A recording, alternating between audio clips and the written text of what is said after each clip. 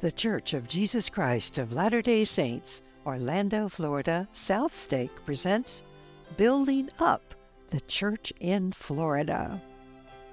Early Pioneers and Missionaries from 1843 to 1950. Introduction. Our presentation covers the Latter-day Saint history of North, Central, and Central Florida. There is additional history of Northwest Florida in the Pensacola and Tallahassee area, which is not included here. This is a rich history and one that everyone in the Florida Church of Jesus Christ of Latter-day Saints should know. We hope you will be inspired to go and search out your own family history in Florida after you watch this. Video and print sources. A very special thank you to Linda Pravat, who presented the 60th anniversary Orlando, Florida Stake in 2018 to the Orlando Stake members. Her presentation contains history of the Lake Dot Chapel and the Parr Chapel being built by the church members in Orlando and features early families of those chapels as well. She generously donated her content for our video.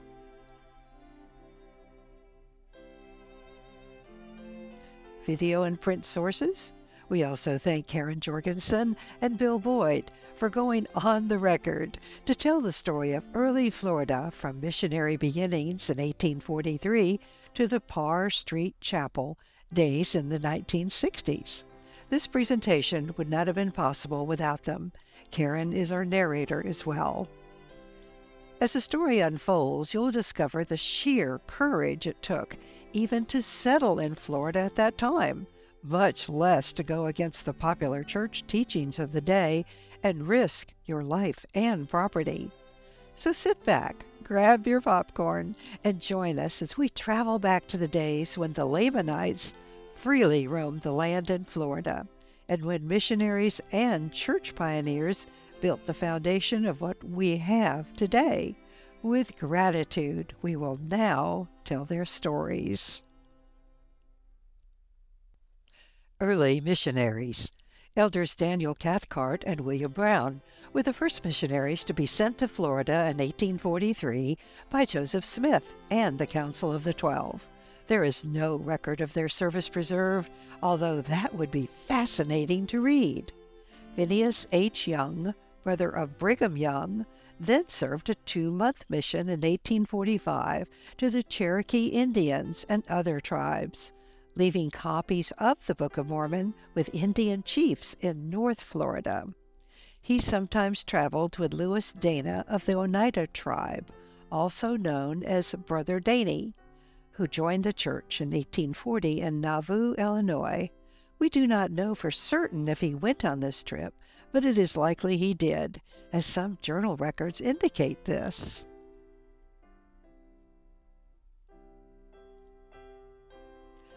Early missionaries. Elders were not called and sent in greater numbers to Florida until the late 1890s because of the Seminole Wars and the Civil War. Often they had less than 2 weeks to prepare, and many left families behind. They walked hundreds of miles where the scrub oaks and palm trees were dense, the roads were scarce, and muddy bogs, extreme heat, disease from swamp insects, and dangers from wild animals surrounded them. Many of the elders in missionary journals reported that this is where they learned to rely on the Holy Spirit for help to survive and to prosper.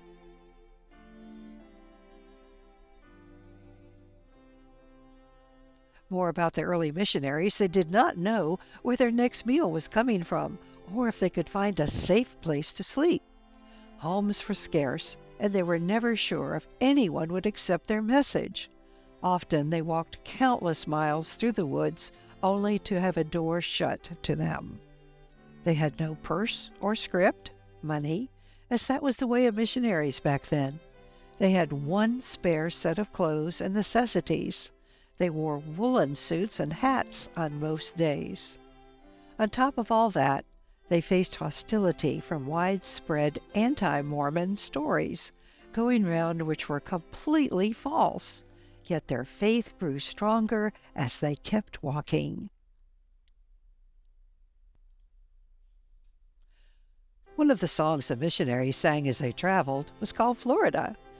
Here's a verse.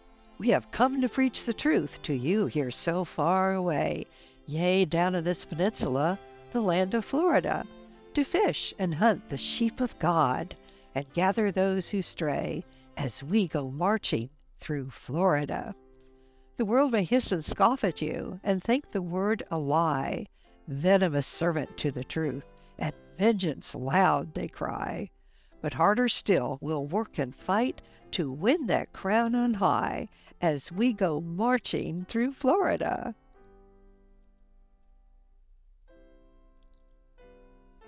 The chorus.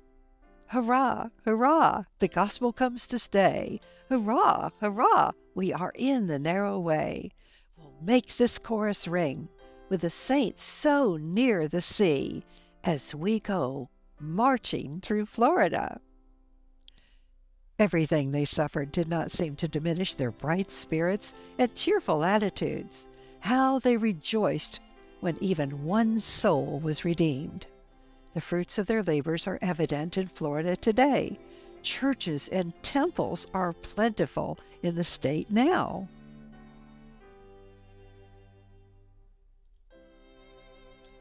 The Southern States Mission.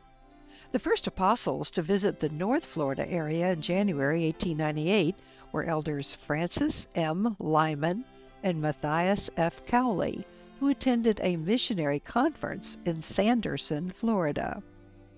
In May 1899, the first annual meeting of the Conference Presidents of the Southern States Mission was held with Ben E. Rich as president, George A. Lyman, and Lewis R. Anderson as counselors. Some apostles also attended. Florida was part of the conference at this time.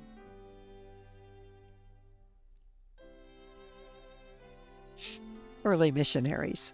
J. Golden Kimball, who was the fourth president of the Southern States Mission, had his own early missionary story. Elder Kimball suggested to his companion that they go deep into the woods and learn how to sing hymns, pray aloud, and preach as loudly as they could. He could not carry a tune, but after some practice they felt the Spirit helping them, and they were able to sing the songs. Elder Kimball then preached, and was pleased that the Lord also helped him know how to deliver the sermon he'd been practicing. Elder Kimball's companion said the closing prayer, and they had closed their eyes and put their hands in the air as they did so. Now, this is not how elders pray today. The prayer was very long, and when they opened their eyes, they discovered they were surrounded by 4 men with guns. Taking in the situation, Elder Kimball said, "That is another lesson. From this time on in the South, I shall pray with one eye open."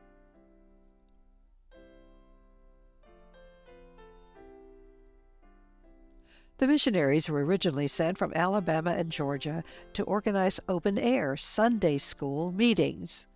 These meetings were often held in the deep woods or swamps in northern Florida at the turn of the century. During their travels, missionaries were often attacked, hounded, whipped, beaten, and sometimes killed for their preaching by mobs in the area. One of the first Sunday schools appears to have been organized in Coe Mills in May 1895. Sunday schools were soon established across northern Florida, including Asheville, Bristol, Lake City, Oak Grove, New Zion, and Sanderson.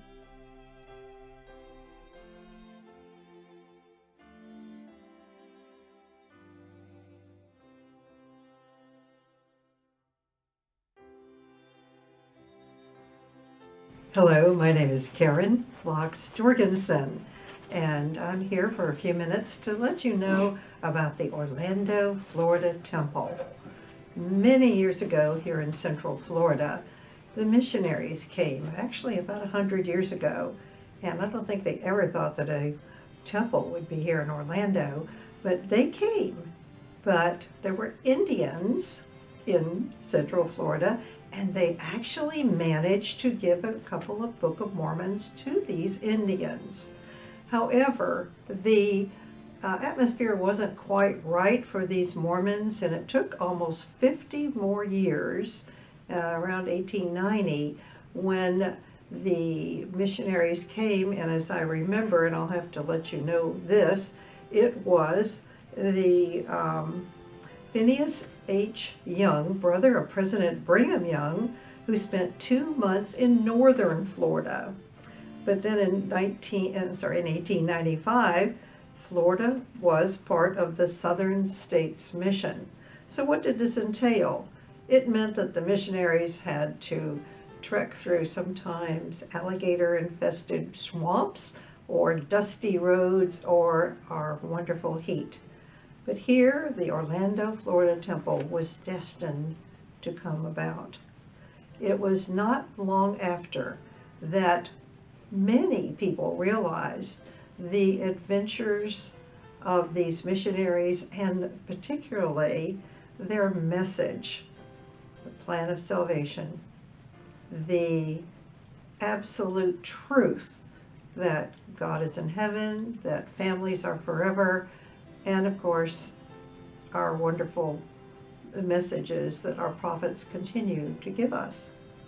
So it seems as we got a little further along, there was a gentleman who was, and I'll have to read this, excuse me, there was a gentleman who was called George P. Canova, and he was in Jacksonville, and he became the first branch president.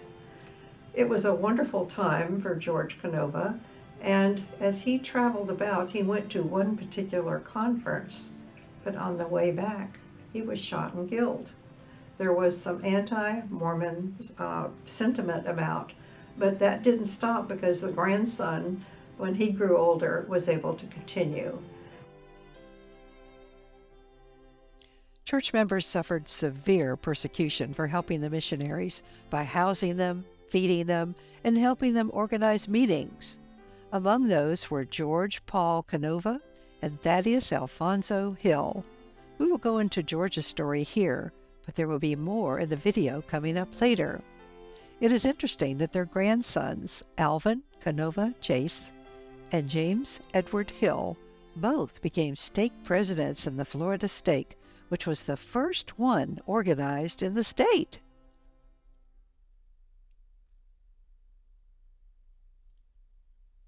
George Canova was the one and only recorded member martyr in Florida, according to the church website. He was a prosperous businessman in Sanderson, who had told his employees not to listen to the missionaries because of false rumors. However, his brother-in-law, Thaddeus Hill, urged him and his wife Diana, who was the sister of Thad's wife Margaret, to hear the missionaries out. Within 2 weeks, they were all baptized. George was appointed the first branch president of the Sanderson branch in early 1898. This was short-lived.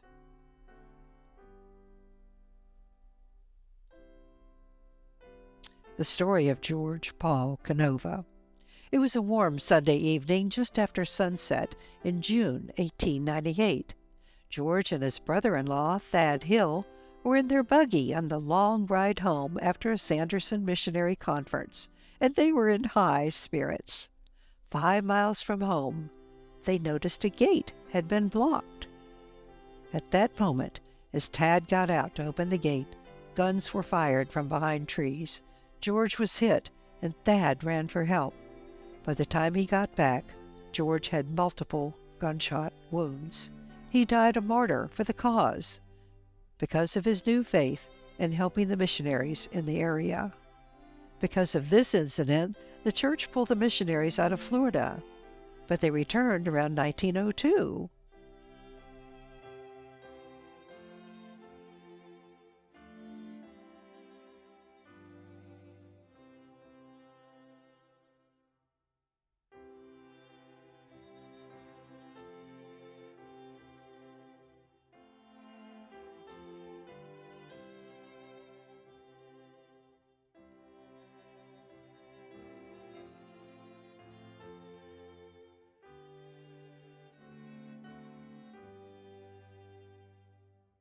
It's a beautiful morning in March, and we're here with Brother Nettles and Antonio, and we are here today to capture some history of the early church in North Florida. We're standing at the entrance of the Oak Grove Chapel, which is really close to Lake Butler, Florida. This, as far as we know, is the first chapel that was built by the Church of Jesus Christ of Latter-day Saints in this area in Florida when the missionaries were coming.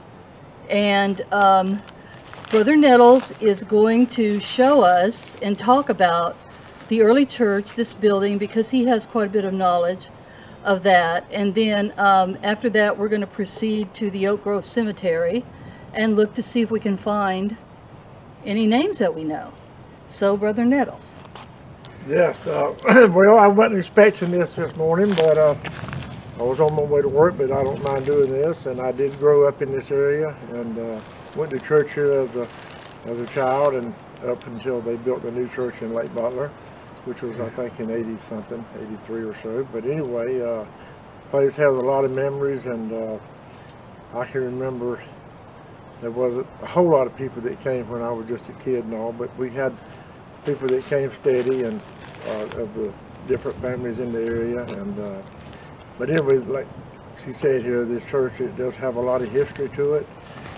From what I understand, my grandfather, which I didn't know, him and his brother, it was my grandfather's name was John Jackson Nettles, and his brother was Henry Nettles, and they hauled lumber here in a wagon with a mule and stuff to help build the church.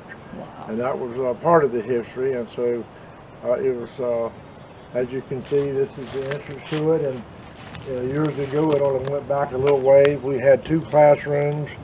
We had the main Sunday school area, had a cultural hall in the back, and way back then there was no inside restrooms. They were outside years ago, and that's basically the makeup of the church. There was an old wood heater over here where the chimney stands now, but they've kind of redone the ceilings a little bit. From my memory, when I was a child, the ceilings were pretty steep, but now they've come in and made them lower, so it would be better for the heat and all. But anyway, that's about all I can say about the building, as much as I know about it.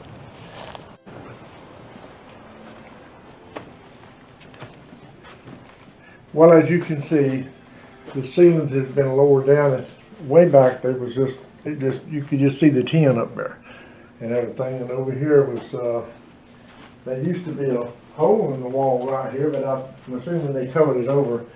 It's where the old wood heaters used to sit to warm up the building. And the church benches here are different. The old ones was more like little strips of wood that was, you know, nailed together, and then they got these later on in years. But from my remembrance, this pulpit thing here, it's been here ever since I can remember. And there's a picture of the picture of the Savior up there.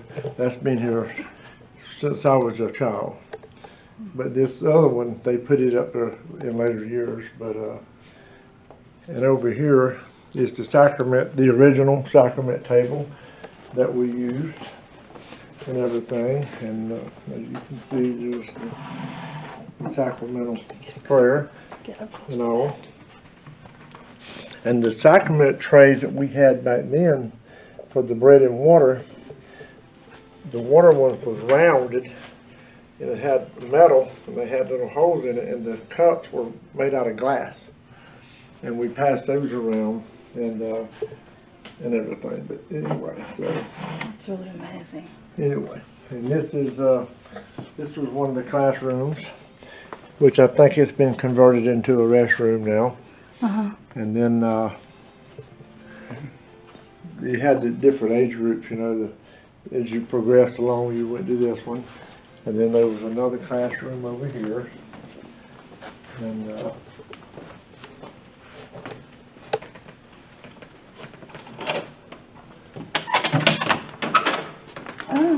Okay, this is probably more what they look like right here. this is This is possibly Look part at of the those old original floors. floor, I don't know for sure, but this, as you can see, the classrooms were pretty small.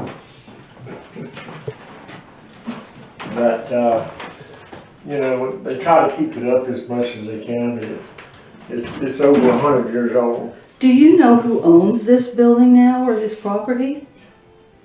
Well, from what they told me, the cemetery committee, nobody actually owns it per se, a person. And I thought the church owned it, but they don't. They don't. It's just the cemetery committee, which I am on the committee myself. There's 5 of us, 5 or 6. And anyway, you know, we just make decisions about things we're going to do and, you know, what we need to do to it to kind of keep preserve it and things like that. And so the cemetery committee owns it. And it just kind of stays in that thing. Whoever they appoint to be on the committee, you know, it just kind of keeps going that way. So.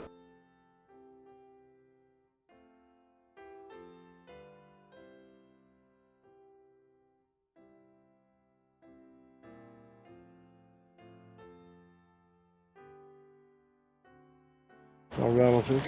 Wow, what a headstone. That looks like a log. It was the Woodman of the World. Woodman of the World. Mm-hmm. And that's been here from as long as I can remember. Wow. You know, 1878. That's on back. On there. that bright immortal shore we shall meet to part no more. I like that. This like was that my too. uncle's mother, and that was his dad.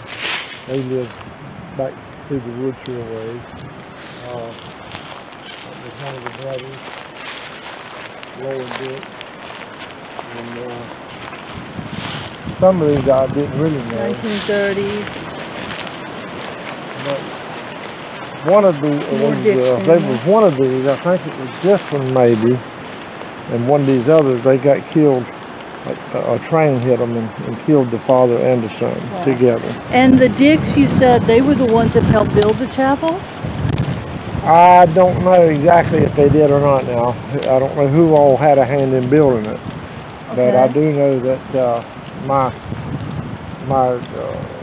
grandfather, like I said earlier, him and his brothers, they hauled lumber up here from my understanding. So in the beginning it was just a few families, but they were all buried here. The Nettles, the Andrews, the Brannons.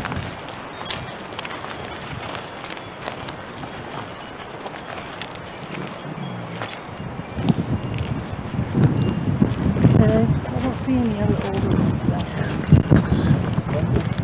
There's an 1860 back there, James Andrews.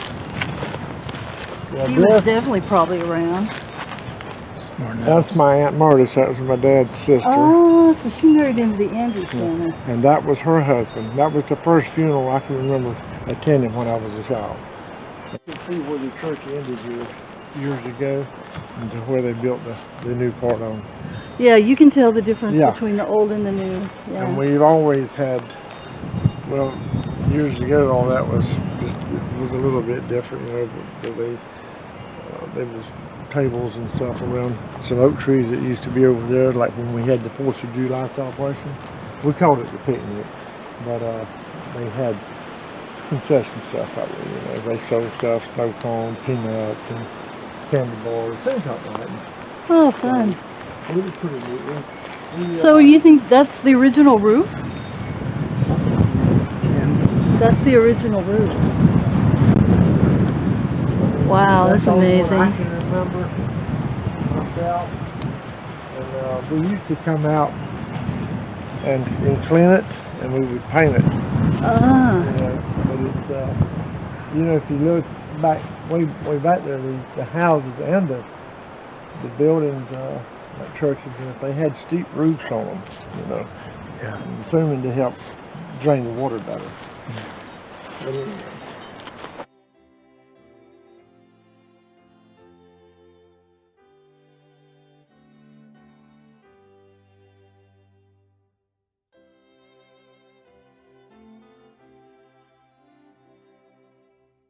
We're in the Oak Grove Cemetery, and you can see probably right across the Oak Grove Chapel. We're at the gravesite of Wilford W. Jordan, and his wife, Virginia D. Jordan. According to the book Sunshine in the Soul by Mark Skousen, 100 Years of the Mormon Church in Florida, Wilford was known as Florida's missionary.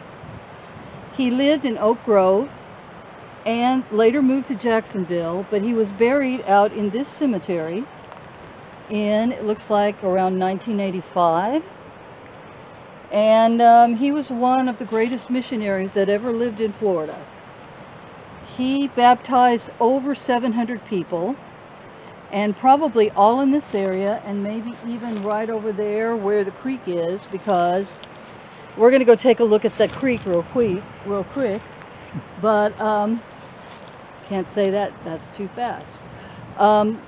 Probably that's where most of the people were baptized, because there's not any kind of baptismal font here. We've been inside the chapel and there's nothing there like that, so probably everyone was baptized over in the river. And that was a tremendous mission, and he was a tremendous person. According to Brother Nettles, who took us around the chapel, he kept pointing out the gravesite of Wilford Jordan and said he was one of the greatest Latter-day Saints that ever lived in this area. So we honor him today, and we're very thankful for what he did. We're now in the town of Lake Butler, Florida, and leaving there to go to Sanderson to see Thaddeus P. Hill and his family. I'm sorry, Thaddeus A. Hill and his family. They were some of the first members of the church in northern Florida in the Lake Butler area, and they were part of the first mission efforts in Lake Butler, and we will be heading there now.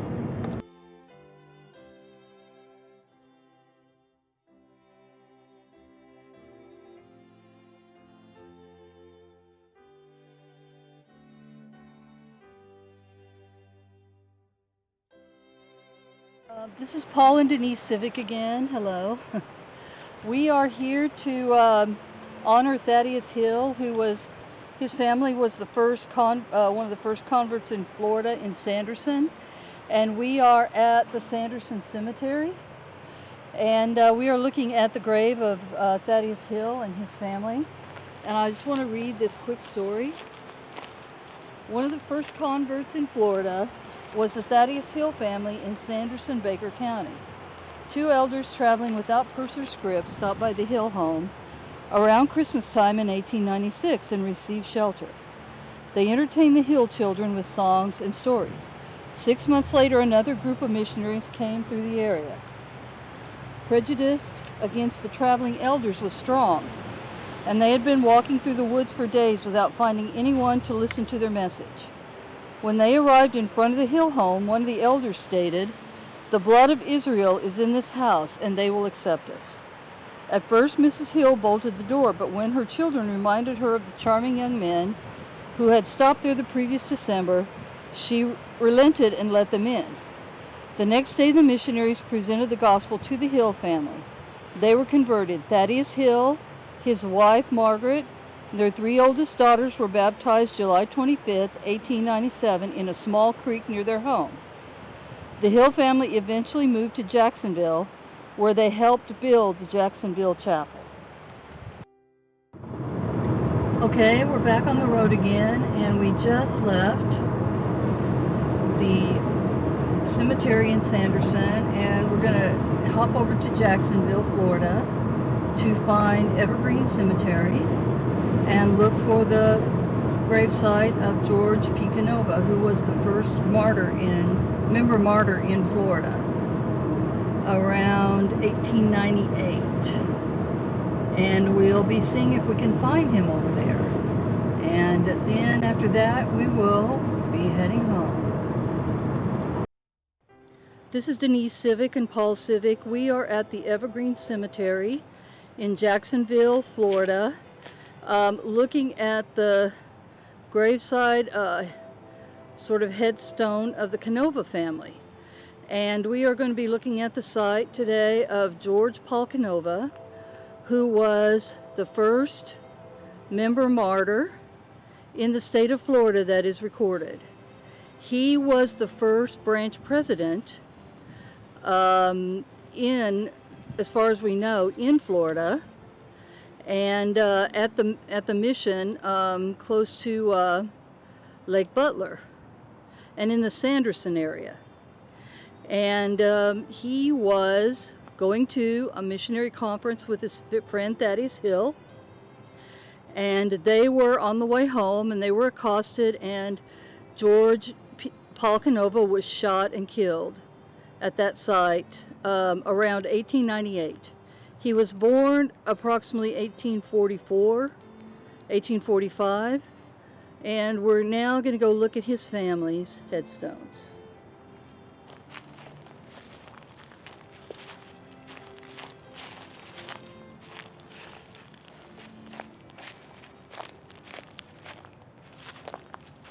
This is the headstone of George Paul Canova, who is very famous in our church, especially in the state of Florida, which we just told his story.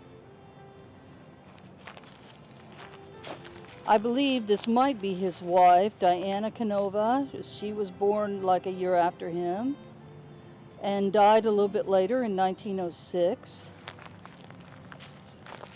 And we believe this might be his grandson, who was probably also named George Paul Canova, born in 1916, died in 1992, which is pretty recent. So, don't know how much of his family's left here, but he's here. Northern Florida was the center of most of the church growth at the turn of the 20th century. However, a rail line was completed from Jacksonville to Tampa, and the elders cut off at a place called Kissimmee because they were curious about the name. William Henry Ward, a cattle rancher, accepted the teachings and was baptized in Boggy Creek along with a few others. Members trekked along Boggy Creek to attend open-air Sunday services. William Henry Ward, the first branch president, carried a satchel containing the sacrament to each meeting.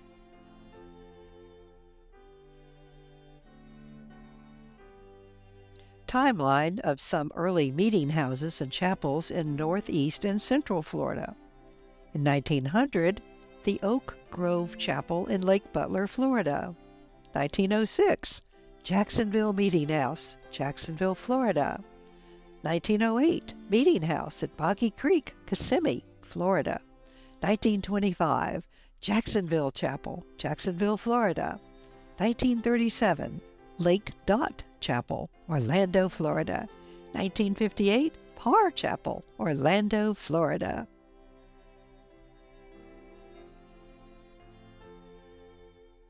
The Oak Grove Chapel in Lake Butler, Florida was built by early Northeast converts. It is recognized as one of the oldest meeting houses in Northeast Florida, built in circa 1898 to 1900. It is still standing outside the Lake Butler city limits and is one of two known chapels with an attached cemetery.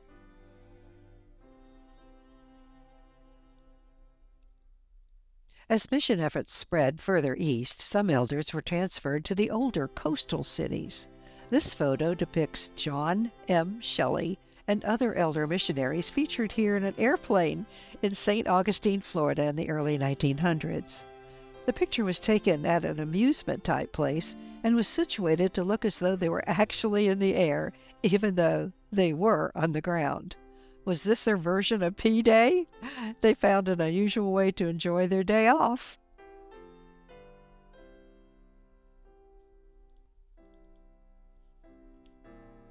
Missionaries often went out in twos, distributing a friendly discussion tracts. Barbara Boyd, one of the early Central Florida church members, recalled, "My grandmother, Lula Melton King, was the first in my family to accept the gospel in 1902 in Daytona Beach. She was a young housewife and mother of several daughters and a member of the local Methodist church. In those days, the missionaries hitchhiked around from town to town and told the people about the restored gospel and left them with pamphlets that explained the different aspects of the principles of the gospel."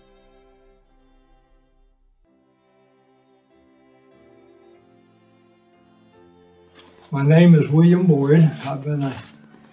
I am a fifth generation member of the church and also fifth generation Central Floridian. My great grandmother lived with us for several years, and I used to sit on the foot of her bed at night, and she told me stories about the early church in Florida. She said that around 1890 or so, the missionaries were teaching the gospel to many of those in North Florida. And around the turn of the century, a brother Canova, who lived in Jacksonville, I guess he was working with the missionaries, but he was shot and killed. The church pulled the missionaries out of Florida during that time, and when the missionaries came back in 1902 or thereabouts, they knocked on my great-grandmother's door, and she invited them in, and they taught her the gospel, and she had a strong testimony of the church. So strong that she sent all the literature that they gave her, including the Book of Mormon, to her parents. And her parents joined the church. And they were living in Hastings, Florida. She was in Daytona Beach. She not only converted them, but she converted two of her brothers and two of her sisters. She had some others, but they didn't join the church. The two sisters settled in St. Augustine, which was east of Hastings, where they originally lived after moving down from Georgia.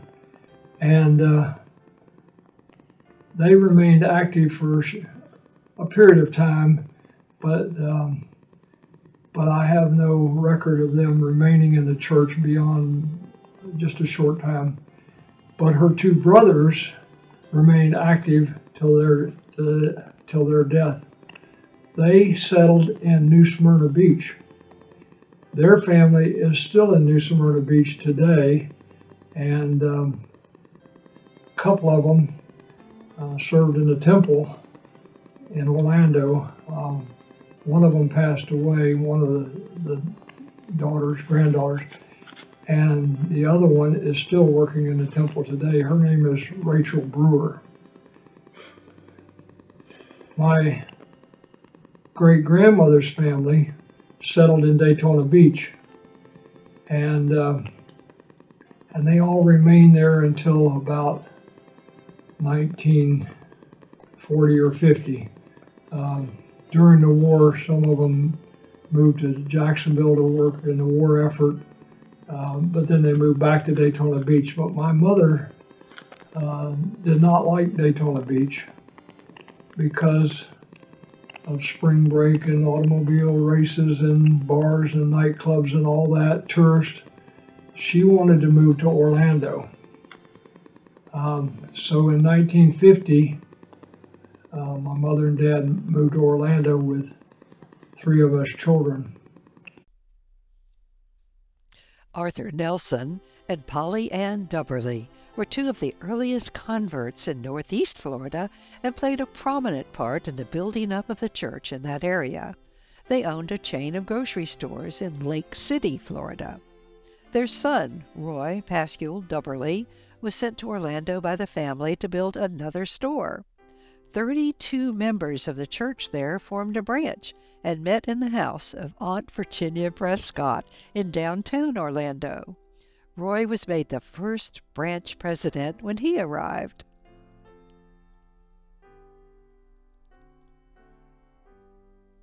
As new members joined, the branch decided to construct a building to meet in. The Lake Dot Chapel was constructed in two parts, with the front section being built in 1937 by Harry C. Cohn, Vera Smith's father. He also built most of Rollins College buildings. Both had the traditional Spanish hacienda style. The back section, including a kitchen, gymnasium and classrooms was later built by Elmer Yelvington, Barbara Boyd's father, who had a background in construction in Daytona Beach, Florida.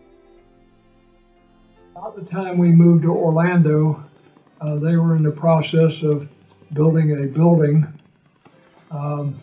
actually adding on to a building that was already built by Mr. Cone, Brother Cone, who was a member of the church. He also built buildings in Rollins College, and so the first phase of that building looked a little bit like Rollins College, and it was just the chapel. I have a picture of that building. Is that in the picture? Okay. And as you can see,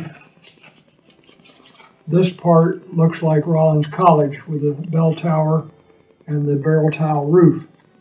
My grandfather, who was a builder, built the addition onto this building from about here all the way back, which included the cultural hall, the kitchen, and the classrooms. Later, we ran out of room, and so we rented this house. We bought this house, next door, and converted it to our junior Sunday school, as they called it back then. Now it's called primary, but it was our junior Sunday school building. And many activities in this building. Many memories. This building was on Lake Dot, and Lake Dot was across the street, and there was a lot of sod and areas that we could have activities. As the Boy Scouts, we were over there quite a bit, and primary activities over there.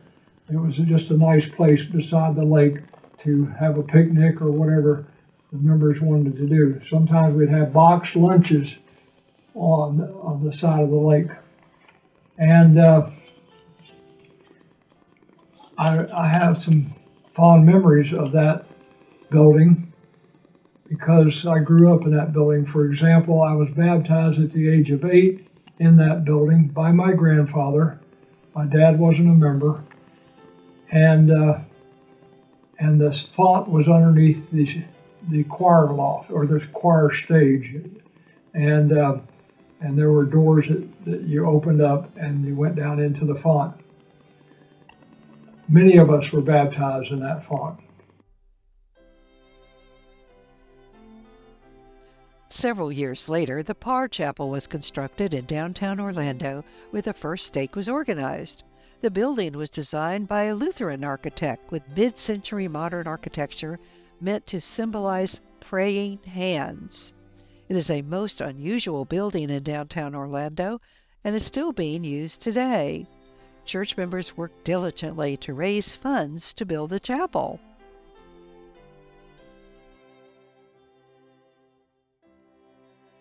And in 1961, my dad said he would be baptized.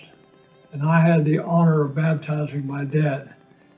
But it wasn't in this building. It was in the next building called the Parr Chapel.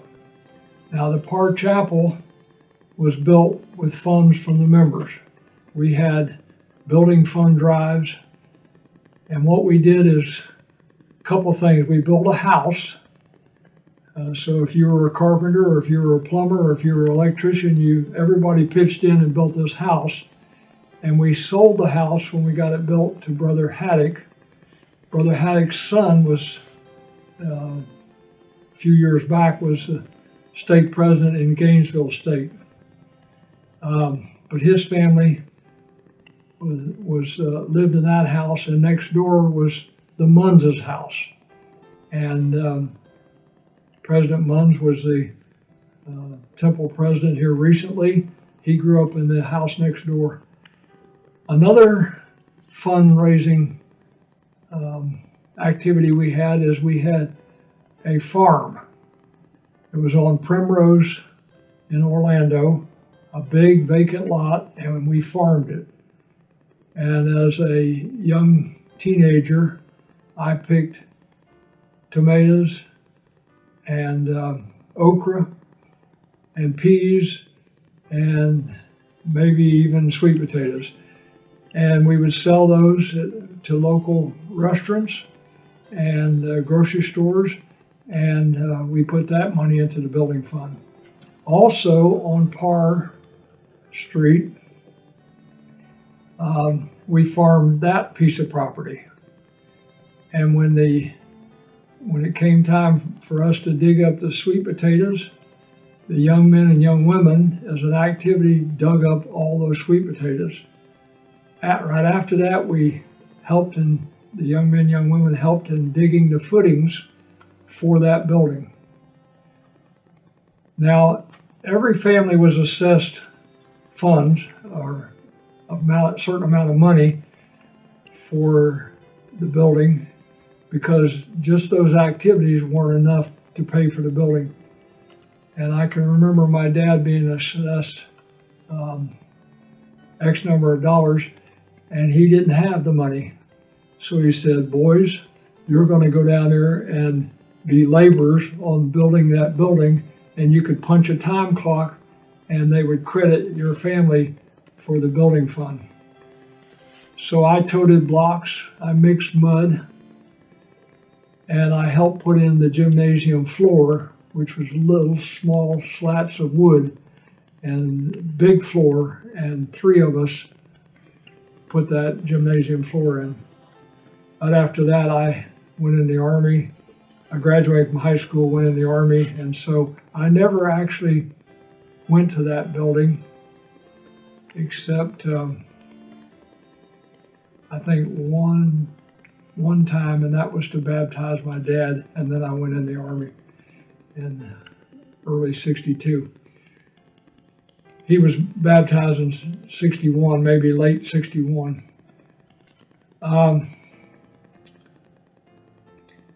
Not long after they built the Parr Chapel, they started building other buildings because the church was really growing in this area. They built the Silver Star Chapel and then the Bumby Chapel and other chapels. And the church grew, and my father served faithfully, my mother served faithfully, I tried to serve faithfully, and so we have a heritage. My brothers, my sisters, we all served, and we were active in the church, and of course the Lord has really blessed us for helping to build the kingdom here in Central Florida. Chapels began to spring up later in Central and South Florida. Many members living in the Miami area were Cuban immigrants and eventually established Spanish-speaking branches and wards. There was also a large Haitian Creole population in the South Florida area. This growth continued to spread across Florida in the 1950s and 1960s. Chapels and stakes continued to be established across the entire state. Now, this concludes the early church history in Florida.